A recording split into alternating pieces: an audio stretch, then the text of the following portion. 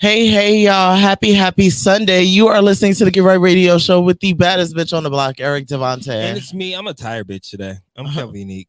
Are you tired? I am tired, child. Can you hear me? No.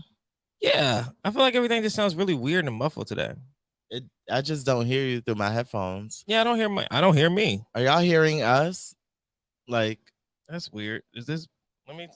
Should I turn this up? Does that work? Is this it's doing a thing? I hear you a little better. There we go. Okay. I hear me now. How about you? Okay. No. Up. Okay, there we go. A little bit more? Yeah. A little bit more. A little bit more. Okay.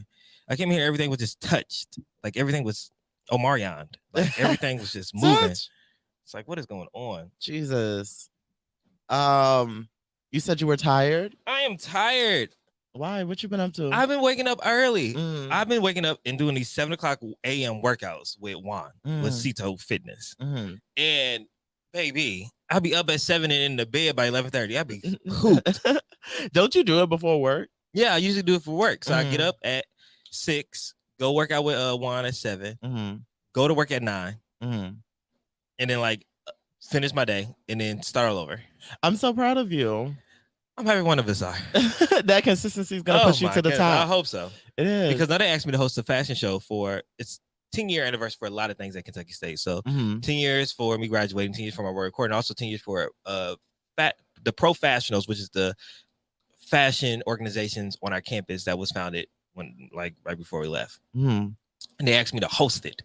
And there's usually a swimsuit portion. Wow. So you have to wear a swimsuit. I don't know if I'm wearing a swimsuit. I mean, if the body's bodying, I may put on a beater. I'm not about to be shirtless. I'll probably put shorts and a beater at most. Okay. I'm not about to be naked out there in front of those college kids. Can you wear a crop top white beater? I'm not be naked in front of them college kids. Why? You ain't see that girl on social media making out with the Q on her first day? I felt so bad for her. Should be fine. Hopefully. I always wanted to. I always wanted to too, but not freshman year. No. It's a difference between getting picked up, because I understand Qs just do what the fuck they want to do. Yeah, they will pick you up and toss you in a minute if you're just standing there. So I understand that, but it's the makeout part before that. For those that don't know what we're talking about, is this video online of a college freshman at, I don't know if she's at Clark Atlanta, Spelman, or I think it's Clark. Morehouse. Not Morehouse. I mean Morris Brown, because she can't be at Morehouse because a black. But it was one of their group parties, right? Yeah. And it's definitely Clark. Definitely Clark. She looked like Clark. She didn't give me Spelman. She did not give a Spelman woman. But she's standing there, and the Qs, the Qs, they strolling through, and he give her that eye, and she give her that eye back, and they come to face to face. And you're like, oh, okay, cool. What's about to happen? She kisses this man in the face, and not just in the face, in the mouth, open mouth. You say he's this diseased creature. He's probably a senior. How do you kiss people? Closed mouth. You're still single? Maybe. Might be time to switch some things up. Because I'm a lady. A lonely one. Let me call because I'm a lady. You got to get all up in that thing. Oh, clearly she did. And then he picked up and, did the cute thing on the neck, and then came back down and kissed some more. Where are her friends? Where are the upperclassmen baby, sweetie? Because at Kentucky State, we'd be baby, no, come here. You're doing a lot. You don't know that man. So if a Q picked me up, you would stop me? No, because you're grown. What if I was a freshman? I would stop you. Why? From kissing him in his mouth? Yeah. From kissing that man in his mouth like that? Yeah. That's inappropriate. Is it? Yeah. I don't think so. In public. Is it? Yeah. Calvin. She's a freshman. She's probably going to be a Delta. Now she can't be a Delta. Says who? The Deltas probably kissed him. Yeah, that's why she can't be a Delta. About 5 Deltas kissed that same Q talking about, hey, bro. Exactly. That's why. Yeah. That falsified connection. It was cringy. Well, that was not falsified. It's brought together by marriage. I guess the kissing makes sense. But yeah, I don't know. I can't say I wonder what it's like to grow up in or go through college with the era of social media, because we did. Yeah. It just wasn't as amplified. Yeah, as it is now. So I mean, ours would have been Twitter. It would have been a tweet. It wouldn't have been a photo evidence video. So you would have had to go back and find, because Kentucky State University in my era, Twitter during the pageants, during any campus event was on fire. That's how oh my gosh. If you miss the event, you can go right back on Twitter and catch get a recap. Funniest things going on Twitter. But now everything's video. This lives forever. Twitter got video at the interest meeting. in 2024. Hi, Sabrina. I don't know if you remember. Is this you? Oh my God. That's how they was giving it up. Ciao. We should. I'm gonna post the. Oh, I can't Why? because I can't log into the page. Oh. We gotta figure that out. Yeah. Trying to change the password, but I don't know Yeah. what it is to I don't change know it. what it is. neither. Kelvin got locked out of our Instagram page. I did. Sucks to suck. So I don't know. I don't feel like this girl deserves that much scrutiny. It happens. It's college. Yeah. I personally never cared about stuff like that. So maybe that's why I'm just kind of like, whatever, you know, live and let live. But I mean, it happened. So okay, you're going back to host in a crop top white beater for the swimsuit section for the whole fashion show, but specifically for the swimsuit section. I know you're excited about that. When's the last time you hosted there? Wow, I don't think I hosted an event, period, on a microphone since 2019. 2019, the last homecoming. That should be fun. Yeah, so it should be fun. It should be fun. It's gonna be fun. A nice little reintroduction. Yeah, it's gonna be cool. It's gonna be lit, as the kids say. Do kids still say lit? It's faded out. I think we're on the mood. It's gonna be I'm gonna say a movie. No, I gotta ask what the kids say. Yeah, I think all of those have phased out. I'm gonna ask my younger cousin. She's cool. I will say I'm kind of excited to not know what the kids are saying because oh my God, that means I'm really almost 30. You're almost 30. I'm grown. You know, I went on. I've been having conversations with someone who's a little younger than me, and just trying to figure out what I feel old. You want to be Eartha Kitt so bad. They keep telling me I'm not old. And they're like, I feel like elderly talking to you. How old is the person? 29. Calvin, I'm 28. I know. What are you, 30? Aren't you like 33? Oh. What are you doing? What are you talking about? No. Dramatic. No, I'm 28.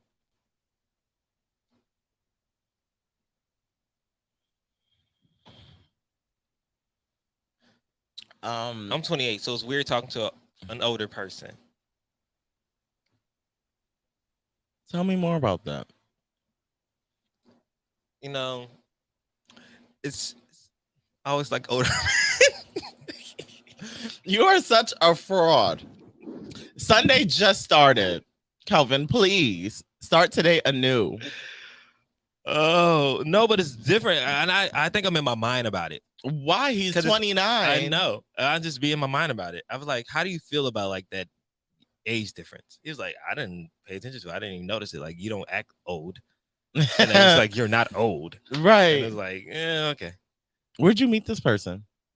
We originally met online on a dating app, and then we went on a date. It was really, really nice. Mm-hmm. But then life just happened, and we lost contact. But I would always see them out and about, and I was like, damn, I fucked that up. Or what happened? Because I don't think we fucked it up. It's just like we just lost connecting. So like we continued to tell each other, and I was like, yo, text me. Yo, call me. Yo, text me, call me. And then he finally texted me, called me, because I didn't know what his number was. Oh, okay. So he finally texted me. That's fine. Well, I think we re-got each other's number. And we realized that was already in each other's phones. We just didn't use it. And then here we are. You know, I'm wondering, I'm like, why am I not fazed by this girl making out with this Q first day of freshman year? Then I don't even know if it was the first day, but like freshman year. First party of the year. First party of the year. And then definitely like welcome week. You talking to someone younger or someone 29 talking to you. I'm like, I also talk to people like near 60. Yeah, you do. So I'm not fazed by that. And then like in terms of cues, I would tongue a cue down. Depending on the cue, if the opportunity presented itself. I'm not just doing it because you're a cue, but there are certain cues. Girl, fuck my inhibition. Yeah, my freshman year of college, I was freshman year, first semester. Oh, they used to call you Hot Pocket Calvin. Hot Pocket. Hot my Pocket room Calvin. 217. In and out. In and out. The lines around the corner. Calvin. A hoe. It's what is it giving? Freak. What is it called? It's giving prolapse. I don't know. Did y'all still ever have like a freak list? Yeah, we had a few of those, but we didn't like. I feel like certain colleges. I feel like this would be worse at a HBCU, but like we had it, but nowhere near as severe as I heard about it from other schools. Yeah, like we had a people freak would like, list. Kentucky State University is known for its freak list. I don't know if they still do it anymore, but back in the day, it used to literally be a list that they used to like print out like at night and like go around campus and like post it everywhere. not a burn book. Yeah, and like throw the papers everywhere and like put them on the walls or everywhere. So like you wake up in the morning, it's like, damn, the freak list is out, and then like you're like such and such is a freak because she messed with somebody under the bleacher and she sucked this dick, or she messed with this person. That like calling people out specifics. Did they say who they did it with? Sometimes they made like a riddle and you knew who it was about, but like, yeah. But then it started getting more sophisticated once the age of social media came. Then it was a freak list page on Twitter, and then it became a freak list page on Instagram. So I don't know what they do now or if it's still a freak list because that stuff can be tracked back. But I wish and hope that they still keep that tradition going and maybe just do it like Regina George and just put a burn book and put it around pages. I think that's when it was like really at this height of it all. You know how miserable you have to be to actually create that for I was like so to mad I be the never made the freak creator. list. You never made it. I never made it. I was so mad about it.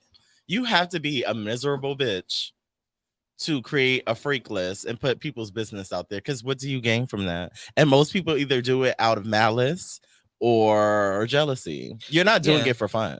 I know, but it was always so exciting. Of course, when you're not on it. I wanted to be on it so bad. But you just spoke about how the girl could be going through all this negative stuff, and then you have these people's business blasted on loosely paper or computer paper. Yeah, computer paper. That's not bad. Times New Roman 12 font. Kelvin, you can't have it both ways. Pick your side. I'm verse.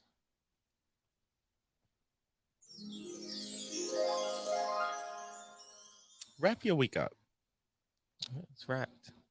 All right, y'all. So, Kelvin's disgusting. Kelvin is disgusting. Oh, how was your week, Eric Devontae? I see you was in dance classes and stuff. Oh my God, yeah. So I've been doing this work study at T Millie, which I love. It's been this interesting balance of being a newbie and then being uncomfortable being a newbie, because it's not like I don't know how to dance, and I've been dancing throughout different parts of my life. I've just never taken dance consistently, except for in college. When I was on the dance team, that was the most consistent I was doing it, and then obviously that ended. That was 2016, so like 6 years ago. So now doing it consistently, taking it with like top tier choreographers who teach class like you're auditioning for a music video, it's very intimidating because you're in there with people who have been in dance classes for majority of their lives, including children. So the way that they pick choreography up is just wild. And I'm sitting there, I'm on count 3 and they're on like count 32. I'm like, I don't even feel comfortable asking no more questions because I feel like I'm holding the class back. So it's this weird thing that I'm going through where it's just like, look, you have to get comfortable, possibly looking dumb, and for the sake of getting better. But it's like you have to recommit yourself to that process every single time you take class. The last class, so it's weird because one class I'll have like a semi-success story, but then the next class I go to, it's like, whoa, maybe dancing is really not my anointing. And this last class I took, we danced to Virgo's Groove, which was so much fun. Shout out to the choreographer. His name is Stanley. And he's just dope. And he's from Harlem. So that made me even more excited. Real Mace. Well, no, because Mace and Fabio Foreign. I don't want to throw that title on anybody. But yeah, he's from Harlem. And he dances so smooth. And there's so many transitions between his dances. And I was getting it. Then at the end of class, they started filming things. Oh, Lord. And another choreographer came into the room who's also very attractive. And when attractive people watch me, if I don't have my shit together, I get very stupid. So I went from semi-understanding the choreo to acting like I walked into the class in the last 5 minutes. I was like, oh, God. But it's okay. Yeah, this is the journey. This is what I prayed to God for. I was like, I want to be a better dancer, but I don't have the funds to do it. Please help me. And he gave me work study. So now I have nothing but space and opportunity. So I'm grateful. I just get a little in my head from time to time. So that's normal for me. And aside from that, what else have I been working on? I think I have a job. I think I have a job. Because I did it through this temp agency and they interviewed me over the phone. And then they were like, okay, we're going to forward you through to the hiring process. I was like, okay. So I got the job. And they were like, yeah. Well, okay. Congratulations, Eric. I was like, thanks. I think. And then I got off the phone. Right. So I'm waiting to see if they hit me back up. But if they do hit me back up, I'm very excited because I think now I have the understanding that I really do not have to like the job. I just need it to give me what it gives me until I get to where I want to be. Because, child, I have not worked a standard 9 to 5 in over a year. Oh, jeez. Yeah. When I quit that receptionist job, I said no more. And now I'm in a space where I'm like, I kind of need to just to like make sure I'm good on all sides.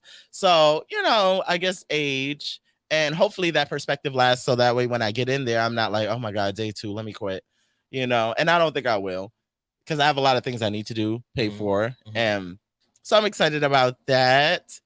I'm excited about that too. I'm gonna pull up on your job. Yeah. I mean, it depends on where it is. I think it's in Hollywood. Oh, perfect. I work in Hollywood. Okay. I think it's in Hollywood if I got this job. I work in Hollywood. Okay. I'm not gonna say we're on air, but yeah, I work in Hollywood. I mean, you've already said it. You said the company name like 3 times. They don't know where it is, though. There's one location. There's multiple locations around the Hollywood area. Okay. So yeah. I do want to quickly, before the show started, I got some sad news that a friend of mine and a frat brother of mine passed away due to some health issues, and he was really cool. Like, he was dope. He was probably one of my favorite people that I crossed with from a different school, just because he was always like, I love people who talk shit. And he was one of those people that would always hit me up like, "Thought, or keep doing your shit, Thought." Like, it was always that. And we never saw each other a lot, but like, he always supported from a distance. And when we did connect, it was a vibe and all that. So I say that to say, if people pop into your head for whatever reason, check in. Maybe it's like a notification from the universe saying, hey, check in, because you really never know when your time with somebody is coming to an end. Yeah. And yeah, I would have never thought that, especially someone our age, because why would you think that would happen? So it kind of threw me off a little bit, but we're still here. It's still a happy Sunday. And yeah, just show love today. Get together with your friends, call your family members, do something that you really want to do and maybe a little hesitant because you're scared or nervous. Like, just do not think you have all the days in the world, because we don't know. And yeah, so that's been my week. And now I'm ready to talk about other people's weeks. Let's get into it. Let's get into bitch. You better read. What's my favorite word? Number one. There's a video associated with this, so if I don't have to read, I don't want to. So 50 Cent reveals in a new interview that Beyonce confronted him over his previous beef with Jay-Z. As she should. We're gonna play the clip for y'all so y'all can hear it in real time, and then we'll just talk about it. Oh, she was like on a windowsill. Right. We was in Vegas. She said, "I come on, I'm talking to her." She jumped out. She was like, "Duh, duh, duh." And I'm like, "Wait, what is you doing?" That stuff, that's me and Jay-Z stuff. This ain't got nothing to do with you, girl. Don't come So on. who wasn't there? I'm talking to Jay. You're talking to Jay. As soon as I talked to Jay, she jumped down, came over. I said, "Oh, look at this." They about to jump you. You lucky Solange wasn't there. Yeah, you lucky Solange wasn't Solange was there. I would have had to reboot. Solange looked like she popped in that elevator like it was nothing. There was some gangster going on there. Jay couldn't do nothing, huh? So what did B say? Or she was just staring at you? Nah, she came like she was ready. Like ready. I thought something was gonna happen. And I'm like, yo, whoa. She's throwing me off now. Because I don't know exactly how to respond to this. You are still Beyonce. She brought all of the sexy over. With that energy jumping off, and I'm like, what the? I thought So, an initial lustful thought, 50 Cent looks so thick. I never had it for 50 Cent. Never? Never. There was a point where I only saw it for 50 Cent. His Get Rich or Die Trying days. Never. And then the what was the next one? The Disco Inferno days. I was in love with that man. Oh my God. It wasn't until like power social media era that I was like, never seen it for him. But back to the story at hand. So how would you feel if Beyonce jumps off a windowsill and like is ready to get bucked because you have a problem with her man? I've heard Beyonce is about that life multiple times. This is not the first time I heard that Beyonce has put up on somebody. Really? And checked them. Have I heard anything? I've heard that she checked the one person before about Solange. I also heard that she checked somebody before about Kelly. And I believe it because at the end of the day, Beyonce is really from Houston. That doesn't matter, Kelvin. Beyonce is really from Houston. That does not matter. She's really about that life. I told you stop using regional justification for why people Okay. would or would not fight. Okay, well, let me stop. Beyonce's really about that life. Okay, thank you. That's enough. That's the She statement. grew up about that life. Okay. Her parents might have a nice home, Mm-hmm. but she really is in that. She was really in the back of that Bun B video. Sitting in the back of the car. 8 years old. Wait, which one? I forget, but She was in a Bun B video? Yeah. We're going to look it up during the break. Are you making this up? No, I'm not. I don't think I've ever seen this. Yes. She really is about that life. So I can see it. And I listen, ride for your man, B. I mean, Ride for your man, B. shit. Because she's like, who gonna check me? And really, who? Who gonna check her? You couldn't even have a check for her. No. So, So I love it. Yeah. That's how I want my baby to be. yeah, I mean, hey, What's going on? You good? doing her voice. What's going on over here? Right.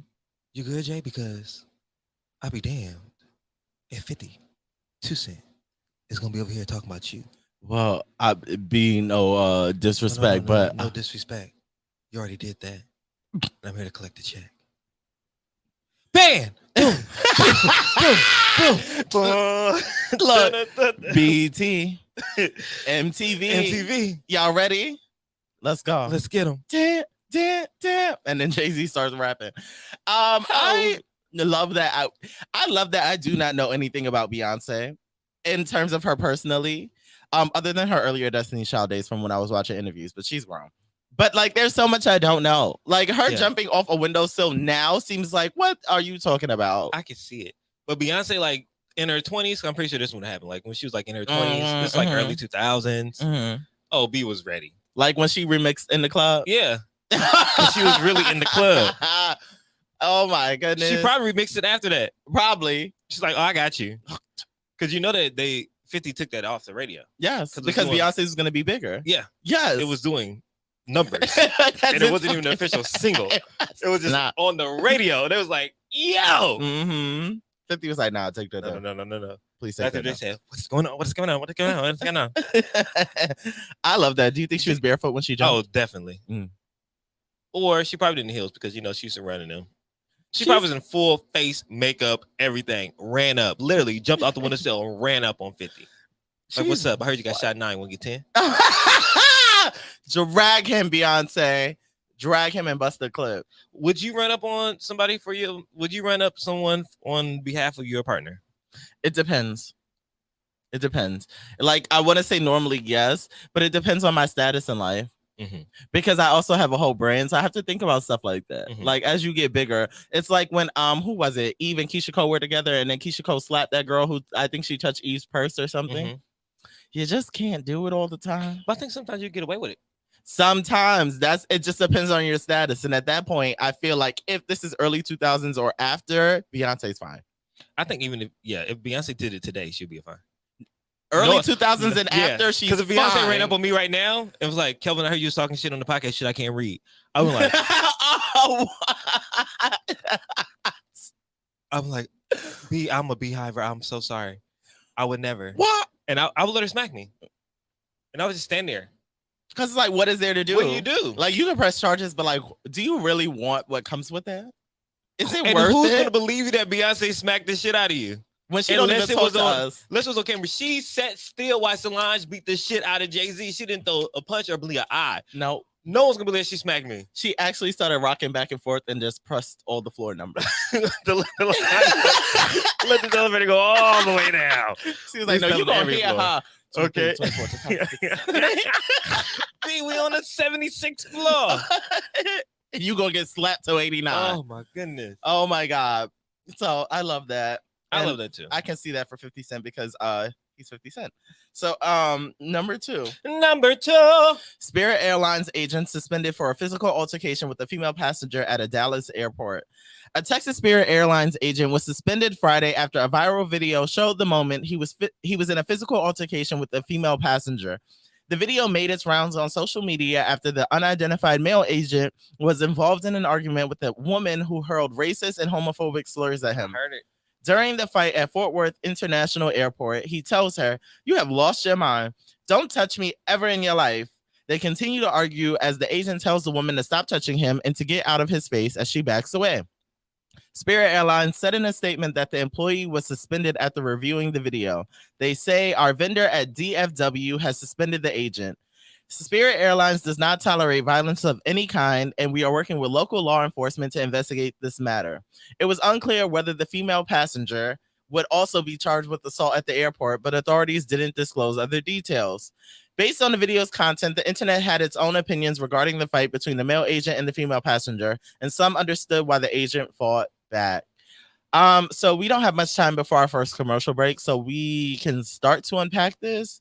I will say, based on all the things she did in that video, he was justified in slapping her. You know, there's this thing, and I understand like women deserve to be treated with a certain level of care and protection. However, that does not give you a free pass to disrespect me. Hitting me, especially spitting on me, will get you hit. Oh, I cannot wait till we get back from this break. It will get you hit. Exactly we will be back how from I this feel. break in a bit, and we will finish unpacking this.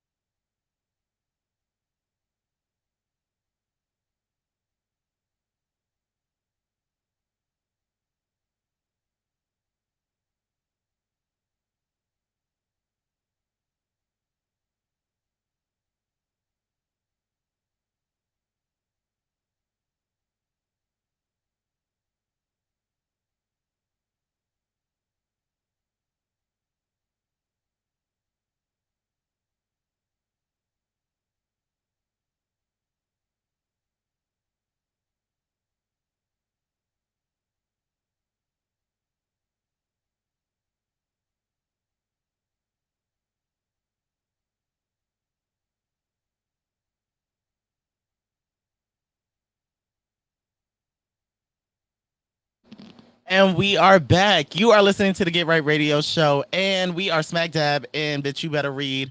And we're currently unpacking this situation between a Spirit Airline agent, a male, who went and had an altercation with a female flight passenger.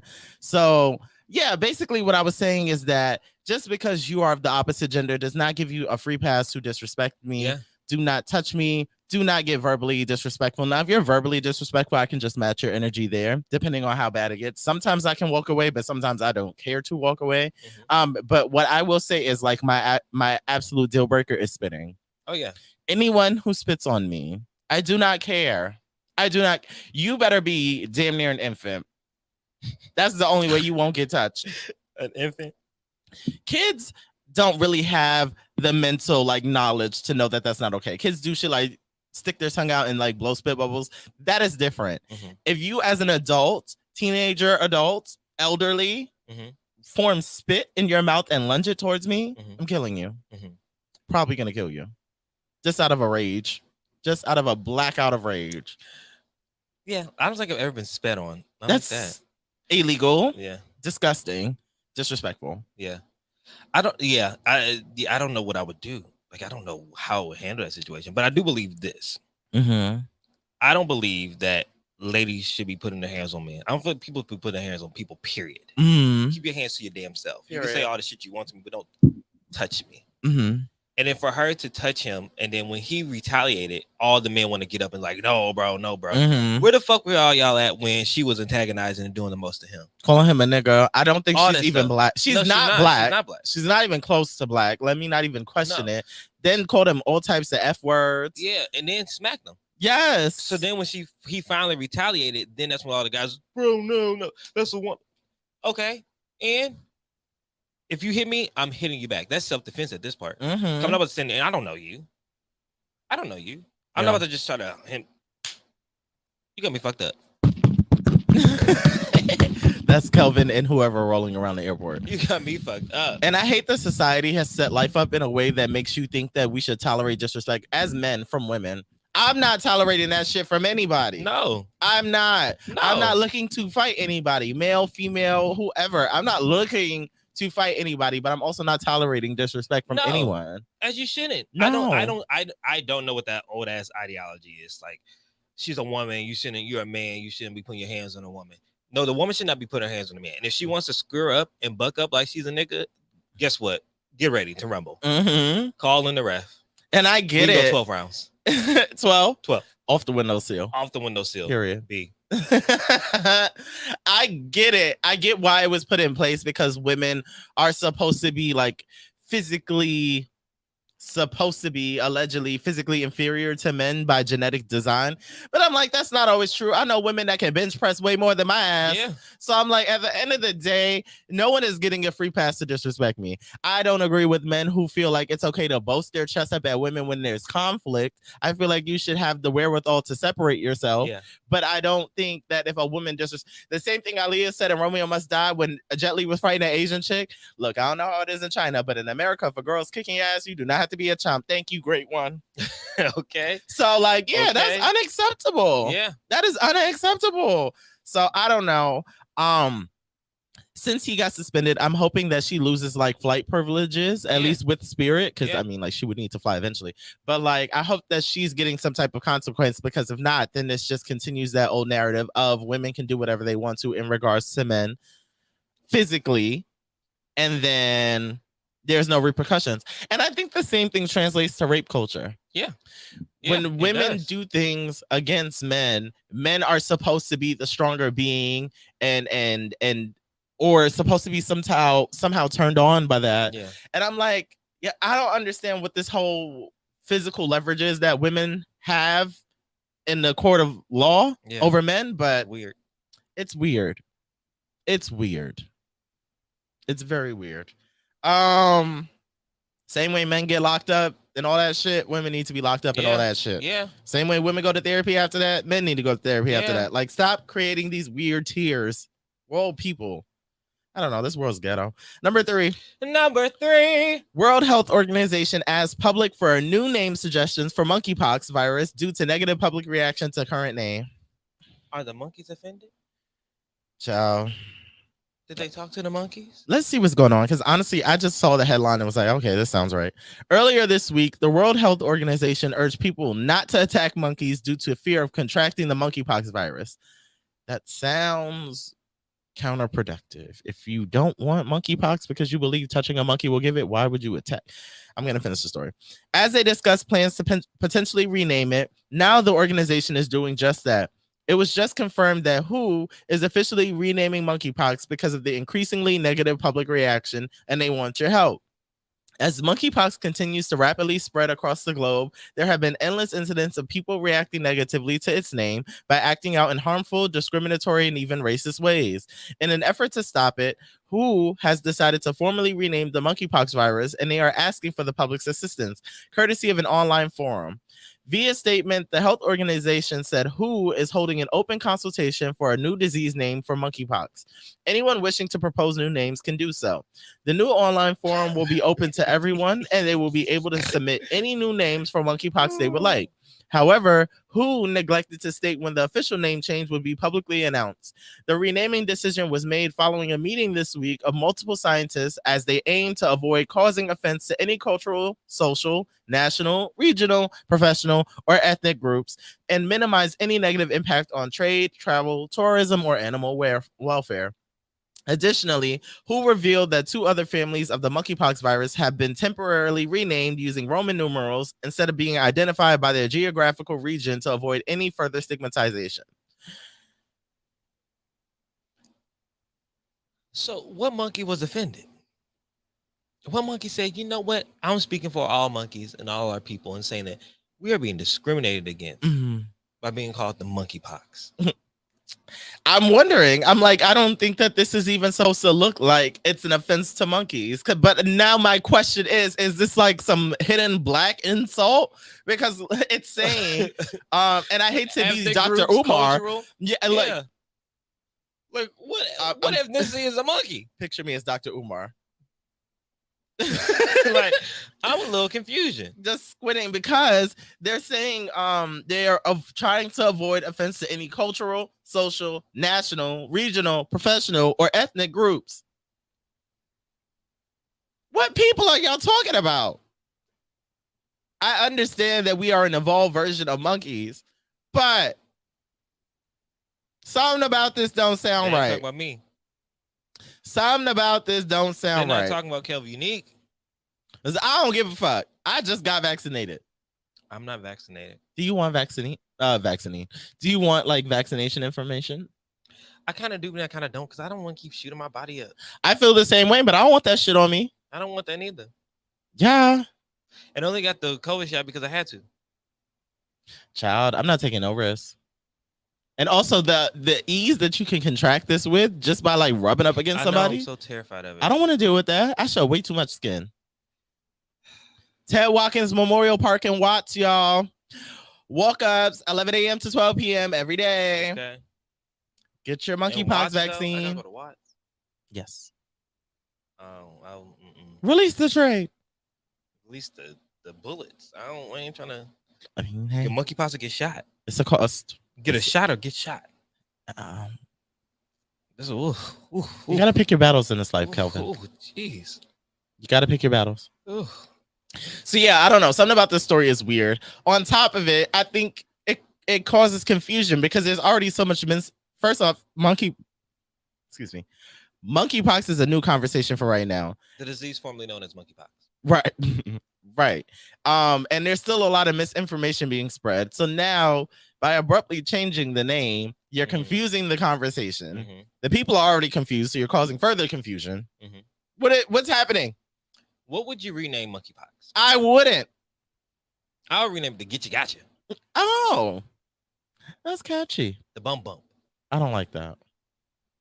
Bumps don't sound good. That's what they give you. Yeah, but nothing about like. There's no way you can say bump. That The sounds SpongeBob. good. That time when he had the suds. The Suds.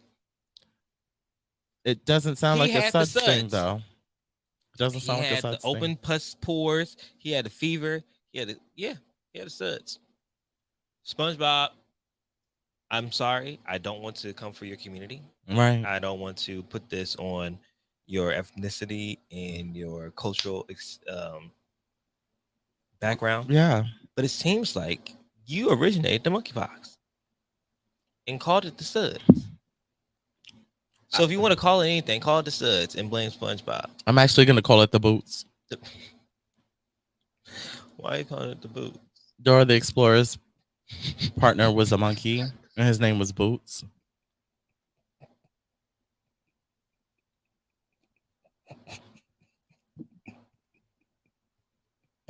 And then when I say the Boots, people are gonna be like, "So I just want to know, when did you back me into a wall? I really want to know that because I want to see you do it." Stand down, ma'am. You getting close is how you got the boots in the first place. Come on, Vominos. Everybody, let's go. Take your ass to Watts. Hope you don't get shot. Where are we going? To the Watts. Where are we going? To the Watts.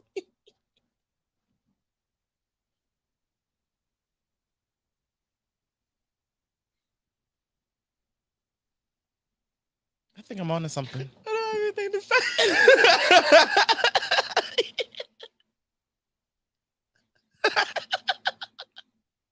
I literally don't have anything to say. The Boots. The boot. Call it the Boots.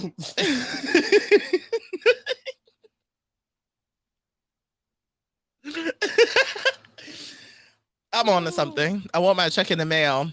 CDC and who? Oh my God. Do you have anything else to add? Can I move on?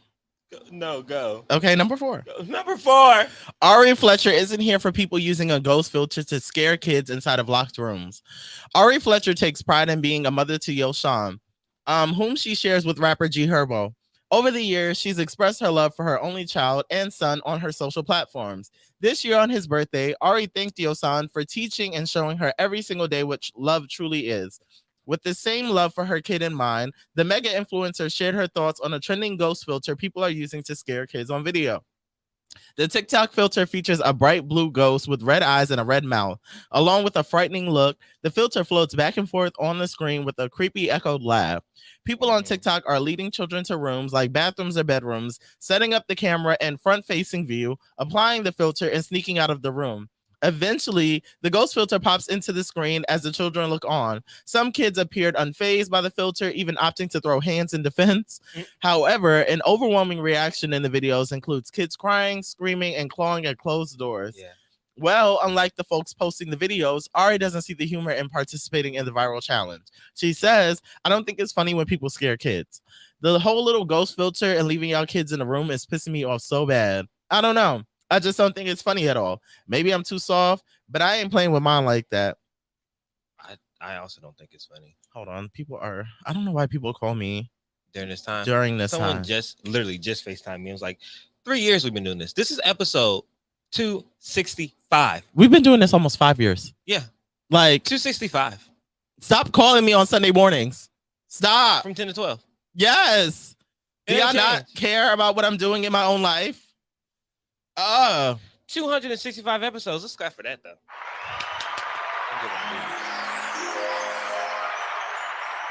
It's a milestone. It is. I love you. Been I love here you for a long too. time. Me love you long time. Even through the boots. Even through the boots. How do you feel about this TikTok challenge? I don't like it. Mm. I agree with Ari. I don't think it's funny. The first time I seen it, I was like, oh, okay. Somebody's ratchet child did this. But now it's like a trend. Like, why are you terrifying? Those are traumas. Mm-hmm. Those kids look terrified. Do you think Why would we've you do let? that? Do you think we've let TikTok trends for attention cloud our judgment in terms of like raising kids? Yeah. Yes. There were a few of them that I saw because remember there was a point like where they would like splash water in babies' faces and the babies would be like overwhelmed because it's just a lot of water. Yeah. I'm like, what are y'all doing? Like, why? Why are y'all doing this? And why are you recording it? Because it's crazy. I think the whole clout drug is really like clouding people's judgment. Like you're really splashing water in an infant's face, too much water in an infant's face for the sake of reposts and comments and likes. Y'all are sick. Y'all are sick. Y'all are terrifying these kids in the bathroom. And there was this little black kid. He was so cute. And they put him in the bathroom with the ghost and he started panicking. He started swinging, but you can see he was like distressed. And I'm like, y'all have to stop. Well, why would you want to do that? Because you wouldn't want nobody to do that to you. And how do you watch these videos back and be like, oh, we got him. We got Lil Deshaun. Let me post this. Why? What is wrong with you? I don't get it. I don't get it. I think it's a sick trend. I think when I think back to some of my childhood traumas, I don't like to go to houses, those haunted houses, and people jumping out and all that stuff. No. Why are you jumping out at me? Right. And that's the same thing. Like, why are you doing that? Why would you do that? Child. What's the purpose? There is no purpose other than like the parents' own need for attention. It has nothing to do with the kids. It has nothing to do with the kids. And there's a difference. Like the challenge when parents would be like, hey, put your shoes on. You know, we got to go fight somebody. They have a little dinner. That's different. But like physically creating stress for them, I don't understand. On top of it, like a lot of y'all be the same ones getting upset about mistreatment of your child in a daycare center. Imagine a preschool teacher puts your kid in a corner with a mirror, sits their phone up and scares them. Y'all would be irate trying to sue the school, but y'all create the same trauma for your kid at home, which is worse because where is their real safe haven if you're doing it in the house? Talk about it. Like, I don't understand y'all. Do y'all even understand half the shit y'all do? And I'm talking solely to the parents because I ain't got no kids. It's not even just parents. It's anyone who's participating in this shit. Cousins, aunties. Of a certain age. Because like if an older brother does it and they're like 14 or something, I don't expect their judgment to fully be all the way developed. But you 30. But you're a grown ass. Your grown ass knows better. I agree. I concur.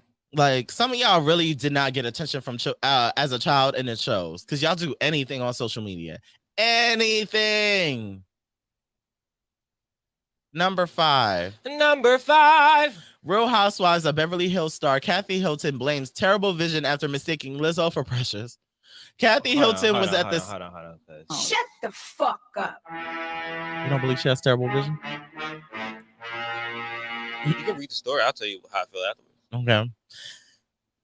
Kathy Hilton was at the center of social media's cancel culture after she mistakenly referred to Lizzo as the fictional character Precious, portrayed by Gabourey Sidibe. Did I say her first name right? Gabourey Sidibe? Mm-hmm. You sure? Gabourey Sidibe. Gabourey Sidibe. I haven't said her name in a minute. Just days after she blurted out the wrong name, Kathy is blaming her terrible vision for the mistake. The Real Housewives of Beverly Hills star recently appeared on Watch What Happens Live with Andy Cohen, where she played a game that required her to identify celebrities only using a photo of their face. Once Lizzo's face popped up on the screen, Kathy blurted out, "I feel like I do. Precious?" Hilton responded to the backlash in a comment on Instagram, claiming that her vision is not so great. The screen was so far away, and my vision is terrible. If you recall, I couldn't even make out who Justin Timberlake or Melissa Etheridge was. At the time, Kathy also failed at identifying JT and replied, "Who the hell is that?" Despite Kathy providing an explanation for causing such an offense, some folks online aren't convinced that it was a genuine mistake. Social media influencer and Ellen Show correspondent Kaylin Allen came to Lizzo's defense on Twitter. Other people made commentary about Kathy's statement aligning with the racist ideology. Damn, Kelvin, too fast. I didn't know you was reading up there. Yeah, it was easier for some reason. Other people made commentary about Kathy's statement aligning with the racist ideology that all Black people physically resemble one another. Okay, what are your thoughts? Trash can. You think she's a trash can? Yeah, I think she's a trash can. I don't think that. Drag her. I don't think in this world. First off, let's back it up. Kathy Hilton. By herself. Paris Hilton, Nicole Hilton, Hilton Empire. Racist. You think? Know it. Really? Maybe that's a bold claim. I don't know it. I don't know the facts, but I'm pretty sure she said nigger in her lifetime. Pretty sure she said nigger. And then who's Nicole Hilton? Nicole Richie? No. Her sister. Paris' sister. Oh, she's the richer one now because she's married? Yeah. Oh. Well, Paris is married too, but. Oh, now. But Paris chose to be a socialite, and then like the other one was like, "I'm gonna get this money." Go on. There's no way in hell that you think that Lizzo, number one album, number one song in the country, well, number two album, number one song in the country right now. About Damn Time? Was number one before. About Damn Time? Beyonce came and took the crown. Yes, for 2 weeks in a row. That's good. Biggest artist in the world. One of the biggest artists in the world. Currently. That you look at the screen and you think she's a fictional character? A fictional big Black character? And you didn't say, who is that? Justin Timberlake. Who is that? Pee Wee Herman? She said, who Melissa the hell Elders, is that? who is that? Rosie O'Donnell? But you waited till the Black woman came up and you said Precious? a woman that we know in our culture has been made fun of for her weight. The whole movie is about her weight and how it affects her in life. Mhm. And you say Precious, ain't no fucking mistake. That's not no slip of the tongue. You thought it was cute. You thought you amongst your friends, and they called you out for it. And you say, "Oh, it's not horrible vision." Girl, no, you thought you was cute and you thought it was fun the whole time. Even you talking like who is Justin Timberlake? Girl, you know who Justin Timberlake is. Your daughter probably sucked his dick. You know who the fuck it is. Don't fucking play with me, Kathy. Don't fucking play with me, Kathy. Don't play That's with that boy. microaggression that I hate, that I can't deal with. You thought it was cute, you thought it was funny, then they clocked your ass. Oh, it's my horrible vision. Oh, I'm so old. And then she was like, "Well, no, that's what I call her, Precious." I was like, "Do you know this woman? Do you know her? Do y'all know each other? Because you don't know Lizzo. Do y'all have that rapport? When have you had the opportunity to call her Precious outside of Watch What Happens Live?" Yeah. And I'm tired of people making Lizzo the butt of jokes. No pun intended. Like, I'm tired of them using big black girls as the butt of jokes. Yeah. Even though Lizzo is just trying to live her best life, live freely. She's doing everything that Kim Kardashian does. She's doing everything that Bernice Burgos does. She's doing everything that Cardi B does. She does everything that Nicki Minaj does at her old ass age. She's doing all these things that these other women do, but because Lizzo is a bigger size, they scrutinize her and make fun of her and poke at her and make her the butt of all these jokes. Why? Easy, low hanging fruit. Stop it. Mm-hmm. It's not cute anymore. No, It actually was never cute, it was never cute. but now it's definitely played out. it's been abused. It's been abused. Why? And I will say Lizzo has calmed down. Now, granted, her antics didn't warrant the level of mistreatment she was receiving, but just saying now she has like calmed down. She's focused more on her artistry and her philanthropic efforts and just making appearances. But she's not who she was when she first came out. So I feel like a lot of people need to get up off her back. And I'm sure she's developed a thicker skin, but still, like, yeah, it's fucked up. I didn't think too much into it because it's I tried to just like merge perspectives because the same thing was happening with Taylor Swift and 3LW suing, getting And Taylor, sued. you know who the fuck 3LW is too. Don't get me started. You know I You don't like think? Taylor Swift. I know she knows. I don't know. Taylor's a child of the 2000s. I know. She knows who 3LW is. 3LW was big. She's That's seen what the I fucking thought. Cheer Girls. Yeah. She knows no more. She knows players gonna play and haters gonna hate. Mm-hmm. Don't play them. So you believe she knew what she was doing? She knew. Did she write that? Allegedly. I know she writes most of her music. She wrote it, write a song long, Alien Bylon. About who? Adrian Bylon. Oh, okay. I'm like, who? She wrote a song about her? They wrote it together. Players gonna play, haters gonna hate. Because they wrote it. They didn't write it. Somebody wrote it for them. Right. The And she writers stole of it right the writers of Players Gonna Play are suing, but 3LW they has should. nothing to do with that This shit. because they're not getting any money from that. That's what Keely said.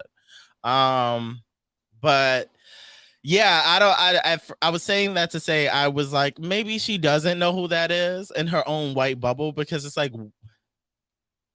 do you I don't know.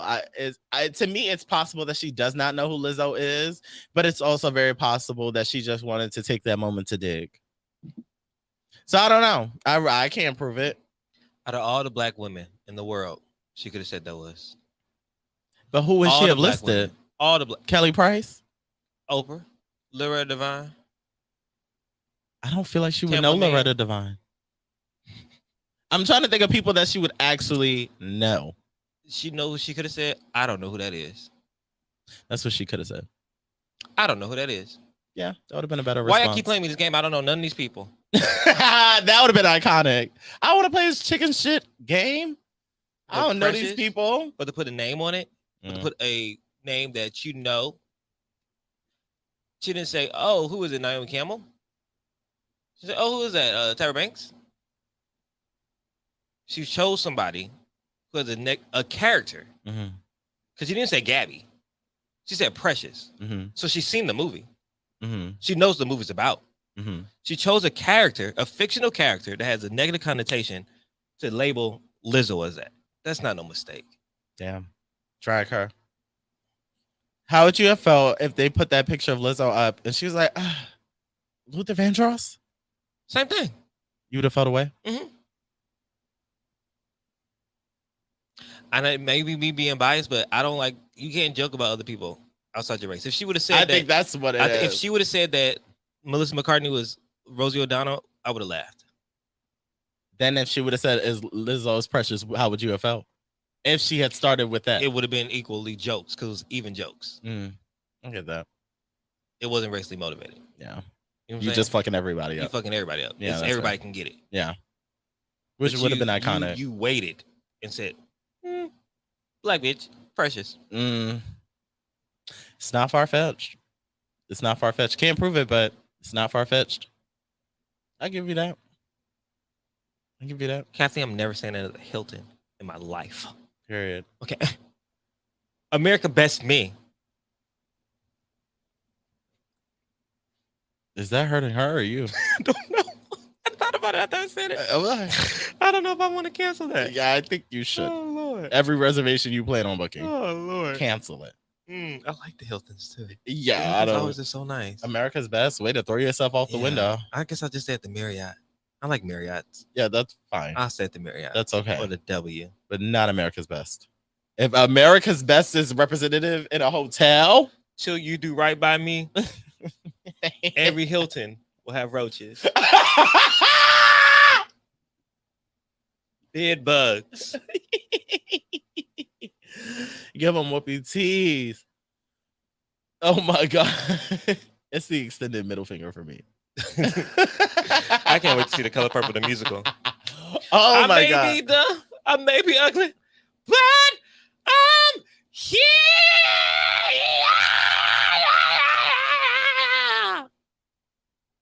We'll be back. God.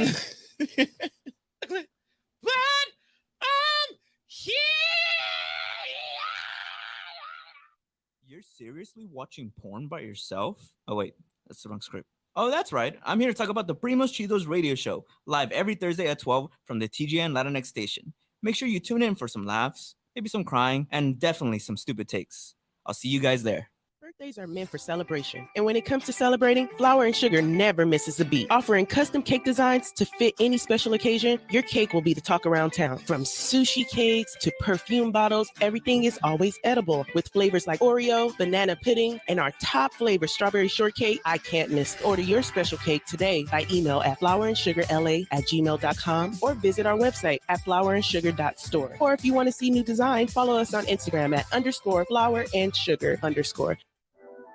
Hey, my name is Jasmine Sweets, and I'm so excited to be bringing you The Sweet Spot on TGN Vibes, Good Vibes, and R&B. Playing the old school, new school, and in between. I'm coming to you this summer. Stay tuned.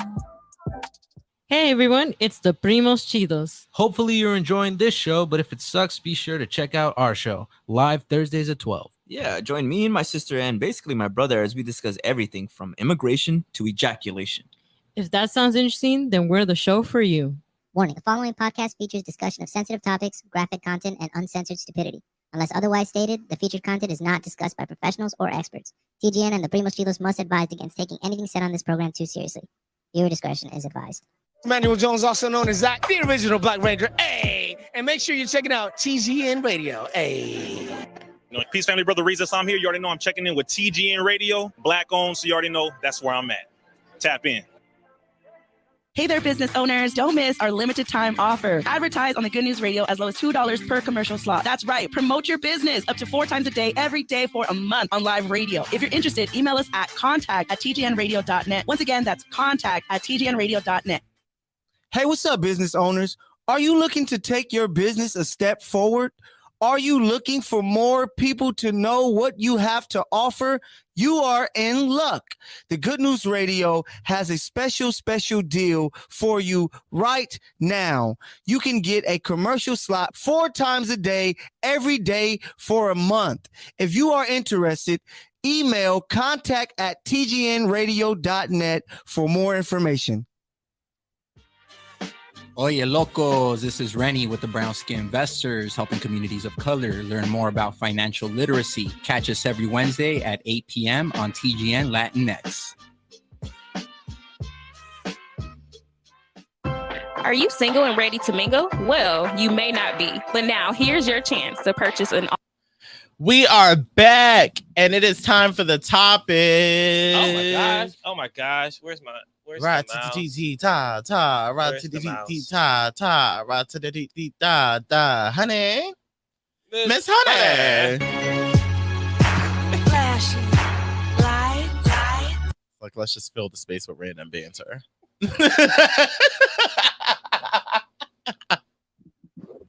I have a real life topic that just popped in my head. Okay. How do you celebrate your friend? Well, okay, so as we know, it's birthday season all year long. Okay. But sometimes when people have birthdays, they expect their friends like to really chip in and do a lot of things. Mhm. Do you think it is fair for your friends? Do you expect your friends to throw you birthday parties or throw things for you for your birthday? Or are you the type, I'm gonna be proactive and do my own thing for my birthday? Because I know sometimes people become like birthday zillas. It's like, this is my birthday. Y'all should do this. This is happening. This. I shouldn't have to do but or are you more like, okay, this is what I want to do for my birthday. So I'm gonna take on the responsibility of doing this, this, and this and that. I don't think it's fair to have an expectation on what other people should do for you on your birthday. I think it's nice to ask for. Like, I turned 30 in a year, and I would hope that I would love if someone planned me a party, but also I understand like there's so much going on in the world. Like, people deal with a lot financially, mentally, socially. There's a lot going on, and Boots is now a thing. So, like, you know, people don't always have the means to do what you want them to do for your birthday. So I advocate for being proactive, especially because it's your birthday. So if you don't care, why should other people care? Or if you're not willing to take initiative and do the work, why should other people? So I think it's nice to like want that, like to want somebody to do your birthday for you, but nobody is obligated to do that. Yeah. How do you feel about I it? feel the same way. I in every birthday party I ever thrown, I never expect anybody else to do it. Like every time I have my picnic, my Emerald City, I did all that because I don't expect people to celebrate my birthday. Like, it's not their birthday. Some people don't even do shit for their own. Yeah, so like it's mine. If I want this and I want that, then I'm gonna get it by myself. Like that's why I just feel like, and if you are willing to help me, you want to, great. I appreciate it wholeheartedly, but I don't expect it. And I think I've always just been like that. Like I've always like, okay, it's my birthday. This is what I want to do. I'm gonna plan this. I'd let people know well in advance. I'll let you know at the beginning of the month, and my birthday's on the 22nd. This is the date. This is what we're doing. This is how it is. This is what it's gonna cost. This is what the theme is. This is what I let people know all those things. I like to plan those things out so I won't have no questions about it later. And if you choose to come, you can choose to come. If not, I don't even care if you don't come because I know I'm celebrating me. I don't never get caught up in the whole birthday thing. Like, this is my day. Everyone should be celebrating. Or you didn't come to this, so I'm not talking to you about this. Like, you didn't bring me a gift, or I don't think like that. I just think that I just want to come and just have a good time. It's just good vibes and just like, we're here. We're having a great time. Just enjoy the company. Yeah. Enjoy the company. And then also, like, do you feel like there should be an expectation for people to spend X amount of dollars for your birthday? No. Okay. No, I do not. Which is one of the reasons why I have the picnic at the park. I was talking to my friend the other day, and what they were saying, like, oh, Kelvin, for your birthday this year, you should really maybe get a venue, maybe like do something different, because like, you know, you do the park thing, which is really, really fun. A lot of people come and it's really fun, but like, let's maybe like do like at a venue or like throw a party, like a real party or something like that. And I don't want to. And the reason why is because I like the park because it puts us all on the same level. When you go to these Hollywood parties and stuff, you kind of sometimes you get imposter syndrome, and like, or you click up and you stand with your people, or you stand over there, or you stand at the bar, you do this stuff. And we can do that every day, but at the park, there's no bar. At the park, you can't really be cliquish because everybody's standing because there's not a lot of seats. So you're forced to talk to the person next to you. You're forced to interact with people. You're forced to make new friends. You're forced to play the games. You're forced to do all these other things that you normally wouldn't do at a party. Right. And that's why I like it, because it builds a sense of community. And you're like, damn, I really had a lot of fun. We didn't do nothing, but I had a lot of fun. Yeah, you had a lot of fun because you was drunk and you actually got out and talked to people. Right. You know what I'm saying? So to answer the original question, no, I don't expect people to do anything but show up. Yeah. And just enjoy themselves. That's a gift to me. If you show up and enjoy yourself, that means a lot to me. Absolutely. I feel the same way. Like, I did the birthday in the park one year and I loved that. And your birthday is always fun. I think it's just about like celebrating people. I don't think it's about, trying to impress with the flashiest gift or anything like that, because it's really not about anyone but the person celebrating their birthday. So I like to keep it simple. But I do realize that some people get very like that. Like one of my best friends from home, she's not like grossly disgusting about her birthday, but I know that she's very intentional about birthdays. She's one of those people, like, if I was to forget her birthday, it would hurt her.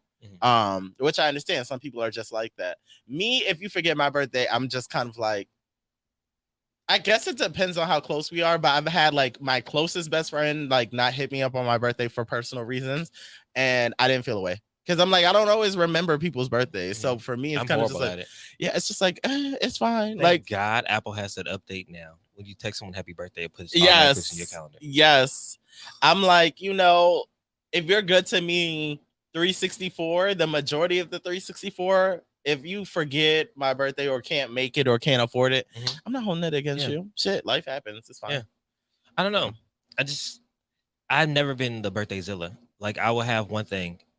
Or I need sometimes I just on my actual birthday, I just want to go eat and sit down and just reflect. Yeah. Like I'm cool on those things. Like I've never been the type that want to like plan like the people who want to go out of state or like out to the country and do all this other stuff. That's never really been me. I just want to celebrate my birthday with people that are loving, and that whoever chooses to be around that day, whoever chooses to pop up. Sure, let's hang out. Let's go grab something to eat. This year, I think after my picnic was like 2 days before I think my birthday, or the day before my birthday. My extra birthday, I went to Black House. I love Black House. I got my favorite sandwich from them, and it was like me and 3 other people. I said, "Hey, I'm going to Black House." Good, but what you doing for your birthday? I'm going to Black House. I had no sweats in the t-shirt. You didn't invite me. You didn't ask what I was doing. I didn't invite anybody. That's like I said. I was gonna go by myself, and they said, "What are you doing? What are you doing?" Nothing. Going. You hateful hoe. Who knows? But also, do you celebrate? Okay, I don't know if this is a Jehovah's Witness in me, and I'm not even a Jehovah's Witness. I'm about to say, are you a Jehovah's Witness? But like, some people celebrate like a month or a week. I literally just celebrate the day or that one day. I just feel like I'm allowed it one day to be like, this day is about me. Let's celebrate me. Some people the whole week or the whole weekend or like the whole thing. Like, are you like, this is my weekend. Y'all need to call off. Y'all need to do this. This is for me. Like, how do you feel about that? I'll take a weekend, but I don't expect someone to show up all weekend. Yeah. I will celebrate it all weekend. Yeah. So if you can't make it to Friday, but you want to come through on Saturday, cool. You want to do something with me on Sunday, whatever the case may be. Yeah, but I don't be like, okay, this is what we're doing on Friday, Saturdays. Yeah. Birthdays can get expensive. And if it's not my birthday, oh, hell no. No. Mm-mm. That's another reason why I don't expect people to come, because I don't like going to those fancy ass restaurants on people's birthdays. Me either. Having to split the check, and I gotta pay $150, and I'm fucking vegan. All I had was the fucking mashed potatoes and asparagus. In a cup of water. In a cup of water. When y'all out here eating $60, $70 steaks, and I had some fucking sides. You got me fucked up. Stop inviting me. Stop inviting me. I hate that. I do not like going to restaurants. One, with groups that are not all my friends. Yeah. And then 2, expensive restaurants. Like, I don't like, I'm just not in a space in life right now where that works for me. But it's perfectly fine if that's where you want to eat for your birthday. That's fine. Go ahead, indulge. Please. But please do not put the pressure on me to show up. And don't look at me differently if I can't. And bring a gift. And bring a gift. I gotta bring a gift, man. I gotta pay $150 for some fucking asparagus and corn. Let me tell you something. Because this was something I noticed during ballroom. So I went to a ball with 2 friends, and someone was celebrating their birthday there. I think it was either 1 or 2 people. So like the people walking the categories in order to walk the categories, had to present the birthday person with a gift. I said, I'm not into this. I'm not into this. What? One of the girls I was sitting with, she was like, fuck, I don't have a gift to give. I was like, And I'm looking at her because I was still new to all this. And I'm like, so like, what does that mean? She's like, I can't walk without a gift. I was like, girl, I would be like, I don't give a fuck. Now, granted, her outfit was sickening, and I understand why she wanted to show it off because she worked on her presentation. But I'm like, I'm not here to stroke no egos. I don't know you. I don't know you. Happy birthday. That Happy should be enough. birthday. I don't give a fuck about none of this shit. People have crazy, and I don't know that. I don't think that this was her doing. It could have been her doing because I think it was her function. But like, I'm not asking nobody to give me shit. And if I am, I playfully ask for people to give me things, but I never say if I'm having a real birthday thing, you have to give me something. Yeah. Who are you? Yeah. I don't expect anything from anybody. Not my mom, not my father, my brothers, nobody, my partner. I don't expect anything. I don't expect anything. If you want to give me something, great. If you just want to be there by my side, you take the time, just be with me, I'm perfectly fine with that. Mhm. I don't expect anything. I went on a date and I'm still shocked when people pay. I don't expect anything. It's just the easier way to live. Like, it's like if you don't have high expectations, not even about like lowering your expectations, but it's just like, think about it. Why do they have to give you something? Yeah. Why? Yeah. For every birthday function that you go to, do you give them something? And then also, I just don't like the obligation to someone else's pockets. Yeah. Because I know that there's been times where I've gone to someone's birthday and I'm like, I shouldn't even be here financially, but I made it, and I hope the person receives that love. But to ask something, so that's how like birthday dinners, birthday parties, the ballroom scene. I'm like, y'all all need to get over yourselves. Y'all all need to get over yourselves. There's a very interesting new trend going on, and I see people that are upset about it and calling niggas broke. That whole paying for all my friends' dinner for my birthday, and they pick these expensive restaurants like Mastro's or just these fancy ass restaurants, and the bills are $2,000, and the girls are getting mad because they didn't pay for dinner for them and their friends. What the fuck? Wait, the girls are getting mad. I don't get it. Girls are getting mad at their boyfriends for not fronting the bill for dinner for them and their friends. I did see that video. I saw one video. I've seen like 3. No. What is the expectation? I'm not paying for you and your friends for your birthday. Are you dumb? You pick this expensive ass restaurant. You want me to pay $2,000? That's rent and a half for you and your friends to eat. I don't even like your friends. Just so you can boast that my man paid for all of this. I don't even like your friends. Get over yourselves. I'll pay for you. If you do that, that's appreciated. Because honestly, if it's your birthday thing, please come with money in your pocket for what you ordered. And then some, because if you do one of these big ass buffet style tables, yeah, and that a lot of bill's gonna restaurants, run you. most of these higher class restaurants, they only do family style. They don't do individual tickets. They don't do, it's like you order mashed potatoes for the group. You're not splitting this bill. We're not splitting this bill 8 ways. So like, I don't know why people just don't have their own money. And if you don't have it, why are you showing up? Just send a card. Just like, hey baby, I can't make it today, but I love you. Here's a card. And if you don't have it for yourself, why are you hosting your birthday there? Like, I don't get that. I don't get that, not one bit. How do you feel? Okay, so how do you, and then we can wrap this up and move on. Okay. Because I don't know how many commercial breaks we have left. We got one more. We have one. We have lots of time today. So like, how do you feel about not paying for the birthday person's dinner? I think it all just depends. When you're all out as a group. All as a group. I think that we should split the birthday person's check. That one I agree with. Yeah. Like, because I know with my friends, like even when we go to brunch, a lot of times we just split it down the middle. Sometimes they don't split it with me because sometimes I don't drink. And like we're at bottomless, they're like, well, Kelvin didn't have this, so they'll take that off. But half the time, like, I'll pay for it. I don't care. I sat here and I knew we were getting it, so I might as well like indulge in it, you know? So I guess it really all just depends on things like that. But I believe that if we are at the birthday dinner, that we probably should just split the birthday person's check. But that also goes to say, just don't be picking those fucking expensive ass places you don't never want to eat nowhere else. Right. Pick something where cute. That's why, like, whenever I go out, I like to pick somewhere cute and somewhere that's probably like black owned or something that's like trendy that everybody can have fun at. I don't care about the fancy smancy foofiness of it all because half the time the food's not even good. No, and the portions are small. Yeah, it's not even good. So let's go somewhere that we all can enjoy the meal. That's not gonna break everybody's pocket. and have a good time. No, I agree. I don't know. Maybe it's just the Indiana in me, or I just don't. I don't like the foofiness of it all no more.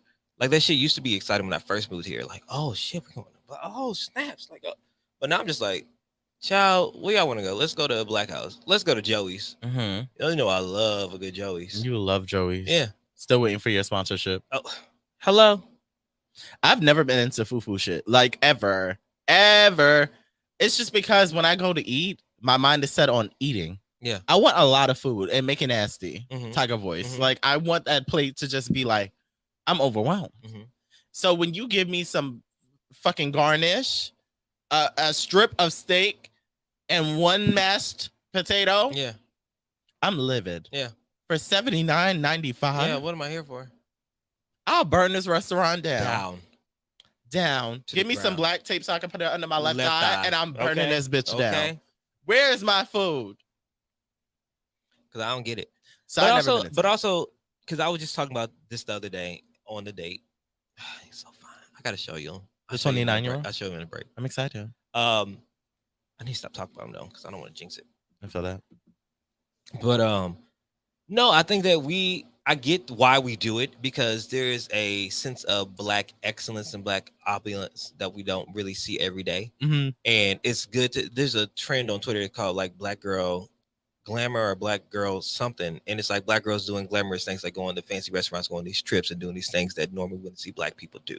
And I do understand and I appreciate that it's out there, especially like with Black gay men. Mhm. Black gay men are the same way. There's Black boy obvious, Black boy joy, Black boy excellence, and like we want to go and do these things that we usually don't see people at these fancy restaurants and all this Mhm. stuff, because we deserve it too. I understand that we deserve, And I love that. and I on love your that. own free time, deserve it all you want. Mm-hmm. Go ahead. If that's what you want to do, go ahead and do it. But don't force everybody else into doing those things, because you don't know everybody's pocket, everybody's financial status. Now, if you know you in the circle, in your group circle, everybody got it, go ahead. Mm-hmm. But I know in my friend group, everybody ain't got it. And I know that it's not just so much about me. My birthday is not always just about me. It's about celebrating my life, but it's about being around people that I want to celebrate with. Mm-hmm. And for me, that's more important than the food that we eat, because we're not going to remember what we ate. We're going to remember the conversations of the time we had around it. Right. And that's more important to me. So I don't know. So I get both sides. I guess why you want to go to the fancy thing, because it's your day to celebrate and all this stuff. But then also don't force everybody into doing it. If that's what you want to do for your birthday dinner, have your birthday dinner by yourself, or only invite the people that you know can afford those things. Don't Mhm. force people into those things in those situations. Right. And also just like work on the phrasing. Like when you present it, give people the option, because it's like for me, when I phrase things like that, I'm like, for whatever reason, and not even just for my birthday, if I want to create something, whatever the case may be, I'm like, like if you can't for whatever reason, that's okay. Like it's no hard feelings. I just wanted to extend the invite. But people like to make it sound obligatory to attend their events. Yeah. And I'm like, no, Yeah. no. That's not how that works. And sometimes we just get there and don't do shit. Don't invite me to nothing. Don't invite me to stuff you don't have planned. Don't just No. invite me out and just like, hey, we're doing this, and we get there, we looking at each other. Oh, I could do this at home for free. You made me catch this Uber all the way out here to West for Bubba Fuck, Mm-hmm. and we just sitting here looking at each other. Yeah. Oh, this could have been a Zoom call. Like if you're gonna do your birthday and you're gonna like really make it a grand thing, you gotta like go the extra mile to like plan it and make sure there's things put in place, because at the end of the day, I'm so comfortable today. I've been sitting this year all types. I know, no shoes on, I know. nothing. You were just living your best life. Body by Cito. Period. Like, because when you plan these grandiose events, people are looking to you for entertainment. So, you want to make sure you provide them with an itinerary. You want to provide them with some structure, so that way it doesn't feel like anyone's time or money was wasted. Yeah. So I don't know. I'm not a birthday zilla. I definitely make sure my birthday is celebrated. Like when I have it, I will always have a nice photo shoot, and I don't blame about that. And I'll just do something for myself. Because in the day of my birthday, I just like to sit and let the messages come in, because I'd be overwhelmed. So I don't even really read them in real time. But it's like the day of my birthday, I just like to sit. I do too. And I also appreciate I think the messages are more important to me. The I've messages always are my been favorite part. Because my love language is words of affirmation. Mm-hmm. So for you to tell me how much I mean to you, or to mention moments like that goes a long way with me, because that means you actually care. Mm-hmm. You actually remember those things. So that means more to me than you showing up with a big gift or anything else. Mm-hmm. and I just try to be a light to other people. So the light back is cool. Which is why I always go, if that's what you want to do, I'm gonna do it for your birthday. Great, let's go. But like other than that, I'm like, Yeah. Because I remember what I said to you on your birthday. I think I said, happy birthday, you knock-kneed bitch. You know, there have been times where I have been disgusted by your existence. And sometimes, like when we have beach days, I wish you would shave your back. But honestly, I wouldn't trade our connection for a pack of Skittles that were mint flavored. and you know, it was the sweetest message I ever received. I just want it to come from the heart. And I think that those are the best messages. Yeah, those are really are those moments back here and all. That was all for the topic. My nerves. Oh Lord, where am I at? Keep moving. That's also not ours. That I know was it's not like, ours. that's why I always move it up there. I never move it, but Yeah. it's moved up further than what it normally is. I don't know what the hell be going on. I'm like, that is not ours. I cannot be upset about that one. It is time for the question of the day. Question. So today's question of the day is, when do you know you're in love?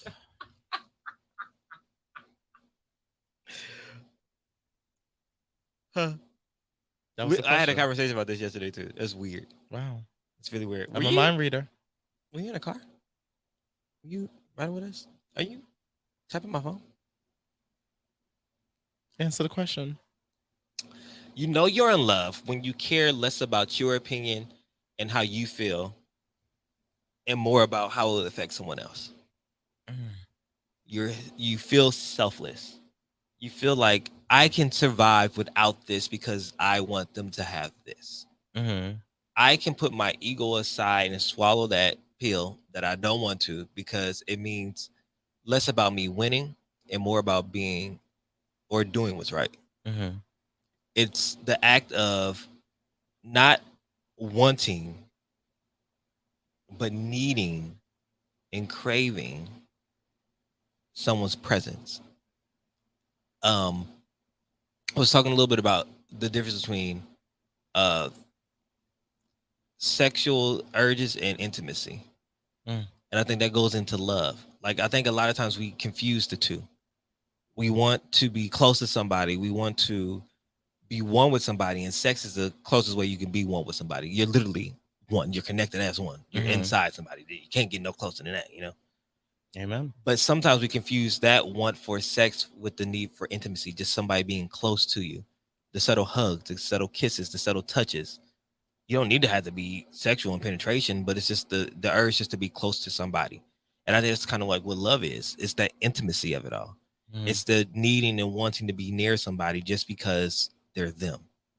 No expectations, no strings, no extra stuff, but you just want to be with them. I think that's when you know you're in love. I love that. I feel like gay as hell. Gay. I feel like our answers are pretty much the same. I think when you are able to not only like push aside the things that you felt like you needed for the sake of bettering the relationship, that is definitely love. I will echo that. But also when you are completely vulnerable in your existence, I think that's a tough thing, especially for me. So like when I'm like my goofiest and I don't have to second guess my anything with you, like what I say to you or things of that sort, that's when I know it's love for me. Because it's like there are times where, you know, you try and like paint a pretty picture and find all the right words, and then other times you're like, look, this is what it is, and blah blah blah blah blah blah blah blah. Like, of course you have to clean it up, and sometimes you're not gonna get it right, but I think that feeling of safety and security is how I know I'm in love. I'm like, did I just say that? Am I doing this? Am I peeing with the door wide open?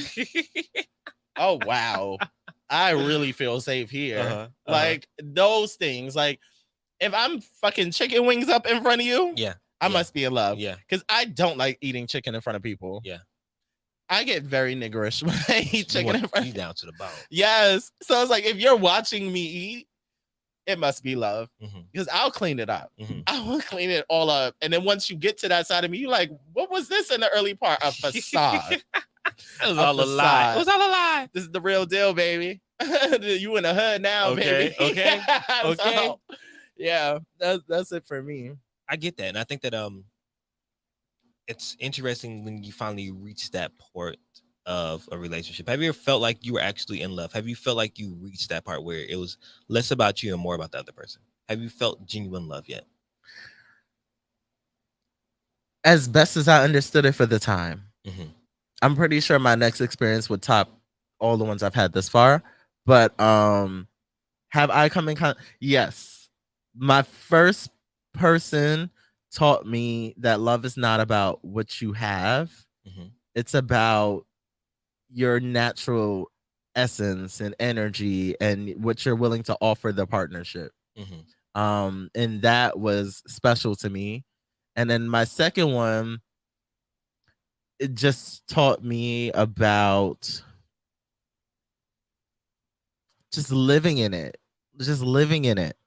like having fun and not worrying about how other people are receiving this connection and what's supposed to be and how it ever. Yeah, like I'm pretty sure my next experience is going to be the most well-rounded experience of love I've experienced romantically. Mm-hmm.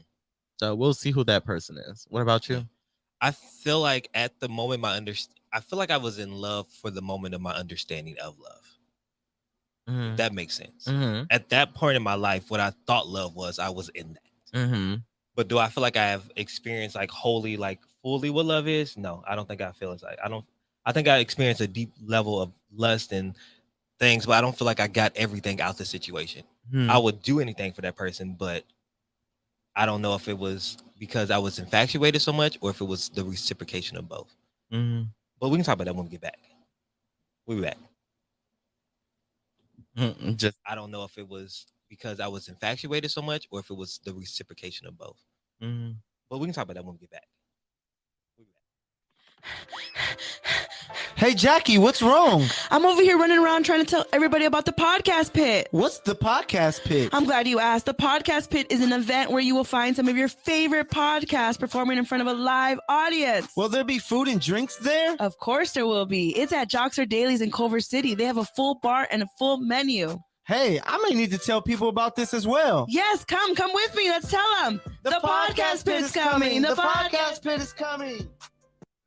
What's up, friends? It's IE and Friends. We're here at the Podcast Pit LA. It was so fun. We came to rep the IE. I think we did a pretty good job. So shout out to the Podcast Pit for having us. Shout out to TGN. You guys should definitely check them out. You should check me out, Saul V. Gomez. Y'all can find me at I Know Caesar on IG. You can find me at airbear_IE on IG. And you guys can find the podcast at IE and Friends on every social media network except for OnlyFans. That's coming soon. So stay tuned.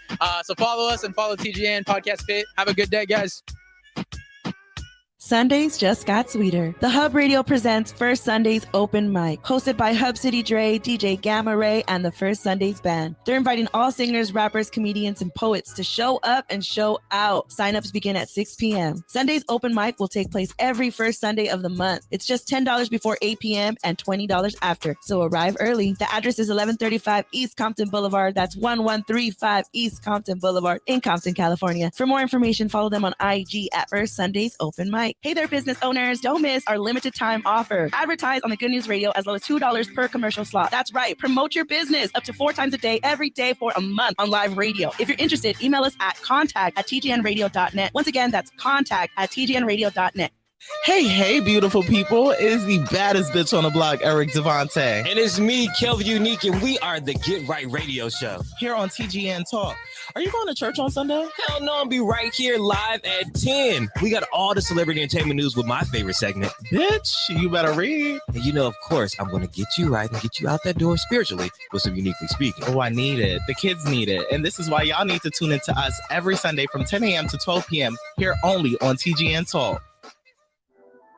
Hey, my name is Jasmine Sweets, and I'm so excited to be bringing you the Sweet Spot on TGN Vibes, Good Vibes, and R&B. Playing the old school, new school, and in between. I'm coming to you this summer. Stay tuned. Are you happy with your life, money, career, or relationships? Most people are frustrated with how life is evolving around them. What if you could change one thing to turn your life into a different direction? Would you want the insight? How could you transform your life with intuitive awareness? Learn more. Get answers today. Book a free discovery session with Coach Zena, intuitive transformational practitioner. Go to And we are back. You are listening to the Get Right Radio Show, and we are currently in the question of the day. Well, we're kind of wrapping it up. Today's question of the day is, when do you know you're in love? Kelvin had a good point that he wanted to add. Oh, I was just saying that I have loved to my capacity of love at that moment. Do I feel like it's been like agape or has been like the ultimate love? No. Do I feel like there's a deeper love that I have now, that I understanding of love? Yes. And have I loved in that capacity yet? No. But back then, when I thought you were really cute, I thought that we had good conversation, thought we was cool, we had good sex, we looked cute together. That type of love, yes.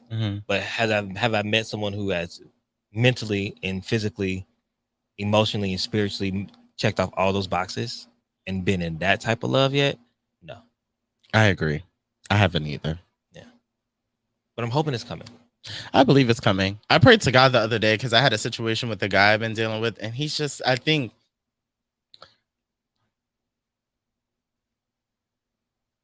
time has passed on that situation. And sometimes you realize you're operating in a space of lack and you tolerate things that you know just don't sit right with you. And after a while, you get tired of feeling like that. So I just took a step back. I consulted with a really, really close friend of mine. Actually, shout out to Boys Love Flowers, Ty. Yeah. And he gave me some much needed perspective. And of course, it wasn't the answer I wanted, but it was probably what I needed to hear. So I just took a second and I prayed to God. I was like, I know that this divine person who is going to love me and appreciate me and pour into me and share successes and sorrows and all that stuff and allow me to do the same with them is out there for me. And I just pray that I find them and that I get them. And so, it's just what is it? It's just the nature of the beast. You just got to play the game, and eventually it falls into place. We don't know when or with who, but child, I guess that's what keeps the mystery of life fun. Yeah. Yeah. I think it does. I think that I don't know. It's just so interesting because as you grow older, your interest in love changes, or like how you view love or how you receive it and how you give it just changes. And I didn't think about that till like this moment till we had this conversation. You asked me like, how do you know you're in love? And I'm thinking like on a deeper level, like, damn, like the way I thought love was is not really what it is. Or we love to our capacity and mental, like, I don't know how to word it. Like it's like you can only examine love through the tools that you have currently. Yes. Yeah. But then like when you get different tools and you start living a little bit different, you start to change your idea of what love is. And I think that may be reason why people feel like about settling, or people feel like about the dating pool, or why we say dating is trash, because maybe we have changed the way we view dating, or changed the way we view love, or changed the way we view our partners or what we want. So interesting. And I believe a lot of that information comes from a few failed experiences. Yeah. Like you think that this is love because this is the closest you've gotten thus far. And then you get into a different situation, or you have more time with yourself or different conversations. And you're like, oh, this isn't given what I thought it was given. Yeah. And then the next experience, then you go on with some more tools and you're like, oh, this is better. But something's still kind of like not all the way there. And then like, you just keep going through that process. And it's like that old saying is true. You have to kiss some toes to find a prince. Yeah. And I get it now. So I give myself more grace and patience in regards to dating, because I'm like, even for me, the statement of dating is trash is a little harsh, because I'm like, when I say that, I have to think about who else do I know that's available in the dating pool. You're available in the dating pool. I'm available in the dating pool. I don't believe you're trash. I know I'm not trash. So I'm like, no, it's just it's been a lot of misalignment maybe. But like, I don't think it's trash. I don't think it's a lost cause. I don't believe niggas ain't shit. I don't believe bitches ain't shit. Like, I just think it's just been a series of trial and error. Yeah. And that is just the name of the game. So I don't know. But also, like, not to get like too Miss Cleo on y'all, but watch what y'all put out in the universe. Because if y'all Yeah. keep saying niggas ain't shit and all these things about your dating experience, don't be surprised if that's what reflects and that's who you pull in. Because if you Yeah. keep talking about all these niggas is, underdeveloped and unevolved and shit, well, then you probably going to keep getting them because that's what you're declaring they are, and you're welcoming them into your space. And so not open yourself up for the love that you should be. right. So that's just something I've been thinking about for myself. Eric, that was a good point. Thanks. I have them every now and again. All right, that was all for the question of the day. Question. And now it's time for If I Told You That. So today's If I Told You That is... Oh, hold on. We have some people that talked to us today. Shouts to Ken. He said, salute y'all. The Crossroads LA bar in Hawthorne has a fire brunch on Sunday from noon to 5 p.m. They got shrimp and grits and chicken and grits, a whole buffet, and he's from the DMV. Black restaurant brunches are elite. Oh, the Crossroads LA. Okay, I can get into that. I think that goes back to our birthday conversation. Most likely. Yeah. Or he just wanted to promo. No free promo. Well, we kind of already did it. Shout out to Ken. Yeah, shout out to Ken. Appreciate that. Okay, If I Told You That. Today's If I Told You That is, what is one thing you want your future self to remember? Ooh. One thing that I want my future self to remember. Like, hold on. Before you answer, I just want context. Is it like remember about this moment, or just remember going forward, or just like remember about like this era? Like what do you Going forward. Going forward. Okay. I want my future self to remember that no matter where God takes me and the successes that I see, I'm not better than, and to never forget the hardship. That is my one thing that is so important to me. There's a lot of things that are important to me, but I feel like my ultimate mission in this life is to be successful, to show people the possibilities. And you can't do that if you're too good. So for me, it's like remembering all the things I've done now, because I get a lot of compliments and a lot of affirmations from people. And like, I try not to get big headed about it, because it's like, yeah, I'm grateful, but God really gave me these opportunities. Shit. A lot of these opportunities haven't paid me up until this moment. So it's like, it looks good, but also remembering like what I felt behind the scenes and the times where I was like, can I pay my phone bill? Can I make rent? Where's my next meal coming from? And I want to make sure I'm effective, so that way in the future, if I'm on a red carpet and like some young reporter, only has their phone and a microphone, that I'm not like turning my nose to them, because I remember what it's like to be on the carpet, seeing people that you watched on TV and they just pay you dust because you don't have a major brand behind you. So I'm like, in order for my mission to be complete and for me to be the most effective, I have to remember this, so that way I can pay it forward and I can create the next generation of successful whatever. So that I have to remember. Definitely. That goes back to something that I always remember. I don't know if it was SZA or somebody said it. You're not as good as people say you are, and you're not as bad as people say you are. You are literally who you are. And just continue to be that person and never feed into what everybody else is talking about, but always remember and be true to yourself. Right. So I thought that was really good. That was good. I think shout out to SZA. I think that for me, it's just always remember to be kind. Always remember to be kind, and remember to act in love. And that's the way to continue your success and continue to make other people happy. Continue to make other people love. Act in love and be kind to people. Because no matter who you are or where you are or how big you think you are or who you know, whose number's in your phone, who got your number, it doesn't really matter if you're not a kind person. No. At the end of the day, people don't remember what you did, but they remember how you made you feel. So I got to remember that. Remember to always be kind. Remember to be warm and inviting at all costs. I agree. That was good. Oh, well, thank you. Claps today. Oh my gosh! I got to press the song of the day, cause this is my favorite song. Hey, hey, hey. And I love it when you press the play on this song, cause it is my favorite song. Hey. This is 2 minutes. I'll stop it. It's a 2 minute song. It was the Nature Valley stomp for me. Nature Valley stomp? It felt right. It felt right. felt right, so I went with it. Oh. And that was all for If I Told You That.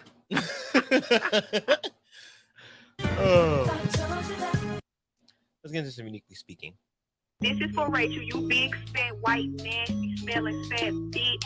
Why you took me off the motherfucking schedule with your trifling, dirty, white, racist ass, big, fat bitch? You know, it's interesting that Uniquely Speaking kind of falls into what we were just talking about. Earlier I never played the background music this whole show. Oh, wow. I didn't notice. Didn't even need it. Look at us. So Yeah. entertaining without it. Right? Cause I don't notice until like Uniquely's been like, oh, dun, dun, dun, dun. Right. And look like, oh, there's nothing there. Okay. Earlier this week, I got a new phone. Good. I had to upgrade my phone because my old phone was slowing down. It was doing all this stuff and all this other stuff. And one thing, I was with Sprint and we never had SIM cards. So I never even know like how SIM cards work. So I had to go get a SIM card and so they can activate my phone. And while they were trying to activate my phone, I wasn't on my name wasn't on the phone because I put it in my brother's name and all this other stuff, all this stuff that pissed me off. Mhm. But it got me to thinking just about the SIM card in general and what the SIM card actually is. It's like the activation to actually use your device. Mhm. Because I didn't have any service without it. Mhm. But that was really weird because I'd never had one before. But when I upgraded my phone, I had to have new things that went with it. Had to have new technology and stuff from a simple SIM just to activate it, Mhm. which I thought was really weird because the phone itself works. The upgrade itself works, but I needed a SIM card to activate the upgrade that was working. And I think in our lives, we upgrade these things, we move forward, we do all this other stuff, but sometimes we don't have the SIM card to activate it. We move forward and we get our things that we want. We ask for these new things, all this other stuff, but we never have a SIM card to put in to make sure the activation actually works. We never check in with ourselves to make sure that we are completely ready for the upgrade. We don't activate our own power so it can actually make the upgrade work and do what it needs to do. We have all the fancy features. We have all the fancy cameras. We have all the fancy phone calls. We can FaceTime, put emojis over here, do all this other stuff. But without that SIM card, none of that works. And the SIM card is you. You can upgrade and do all this other stuff in life on new jobs and all this other new schools. You're going off to do this, do all the other stuff. But without you being activated, it's not going to be as good as it could be. So this week, I want people to start being active. I want people to activate that inner thing inside of them. Activate your fullest potential so when you upgrade and you're doing new things, you're already there. It's working right away. You don't need to upgrade anything else because you're the SIM card. Remember that you are the SIM card and you activate whatever new situation, whatever fun thing that you're thinking, whatever new adventure, new journey, new life, new job. You activate that. You make that shit hot. Period. And that's this week's Uniquely Speaking. I love that. You're welcome. That was deep. This is for Rachel, you That was really big, well fat, said. white, nasty, smelling, fat bitch. Why And you this is took what me we off the transitioned motherfucking into. schedule with your Child. trifling, dirty, white, racist ass, big, fat bitch? Unique. That's what you are. I was gonna do it, and I was like, "What song is that on?" Alien Superstar. Right. Bad bitch on the bar. Alien Superstar isn't one of the ones I listen to a lot. I'm too flashy. Why? It takes too long to get into it. It takes too long to get to the groove. You know what it is? A lot of the songs on that album are like that. Like for me, Virgo's Groove, my favorite part is towards the end. Mhm. Yeah. But it's like a journey. You got a journey to get to it. I know, but sometimes I just want to get to the gusto. Like Pure Honey. Uh-huh. I just want honey. Miss Honey. The second part when it's the groove.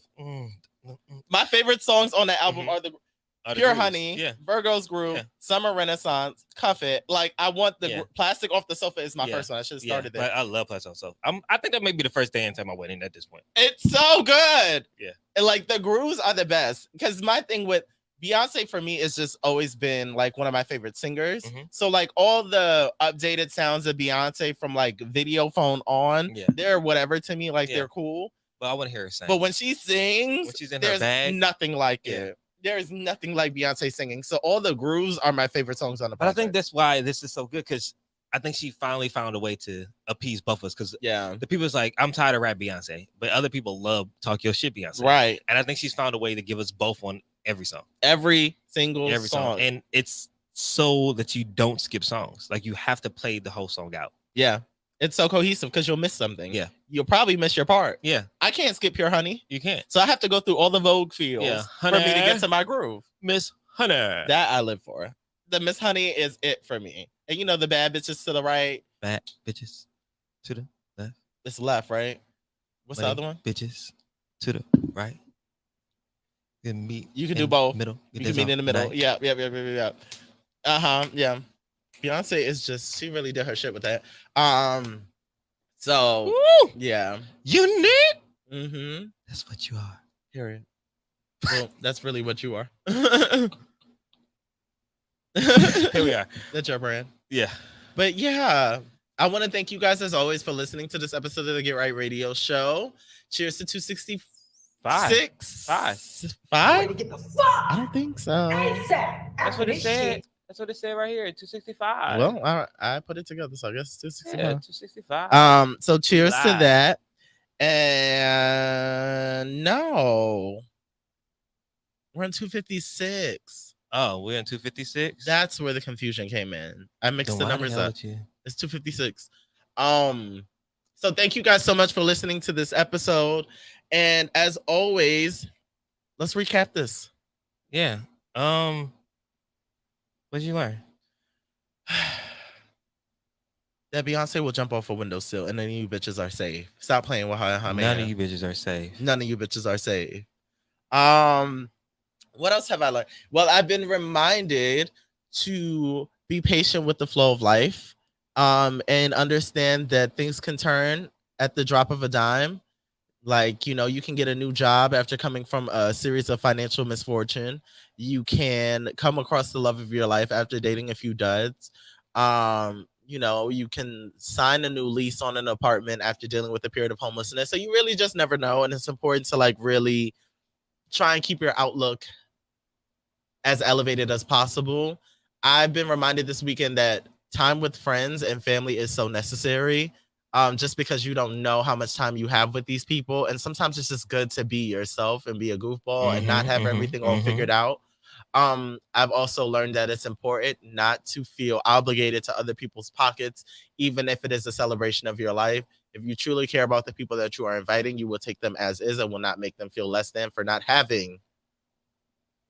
And I think that's all I remember. Yeah, I agree. I've learned that stop treating your kids, even though they're bad. Stop creating unnecessary traumas for them. Amen. Because that could show up later on in life and you don't even know it. I've also learned that Beyonce will pull up on you. You should pull up for your man.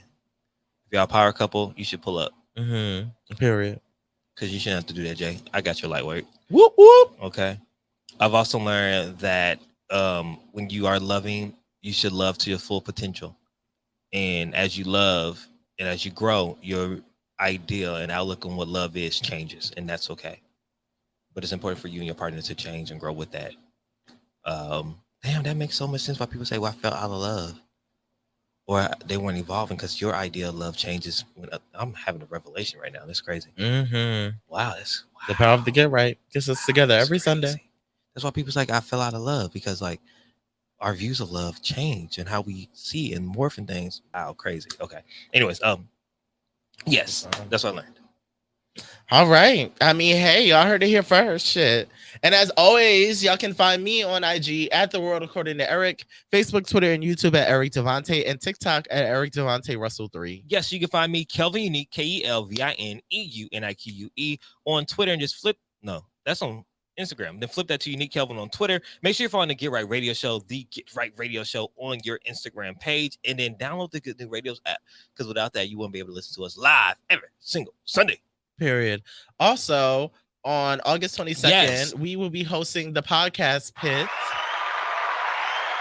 with the Good News Radio Station, which is an amazing time. I don't know the specific address off the top of my head. Do you know the location? Nope, it's in Culver City. Okay, we'll have more information for you guys next week, and then we'll also post on the social media page, so look out for that. Check us out, as well as some of the other shows on the network. Some shows aren't on the network. It's a great space to network, find out what's going on in the world of podcasting and radio hosting, have some food, have some drinks, connect, and yeah, de-stress. Yeah.